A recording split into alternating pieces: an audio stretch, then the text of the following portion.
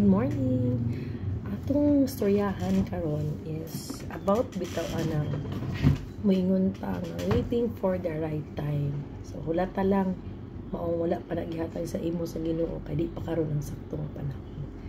Or moingon ta nga maabot ra ang imong saktong higayon, no, kanang especially pag mag-take kag board exams or other mga opportunities nga wala bitaw jud nahatag sa imo.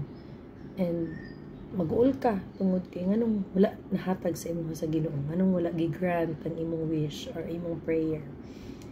But naay mga panahon nga patience is really the key, because when the right time comes kanang it will be very beautiful and makaingon jud ka nga totally worth the wait. So very precious ang moment kung moabot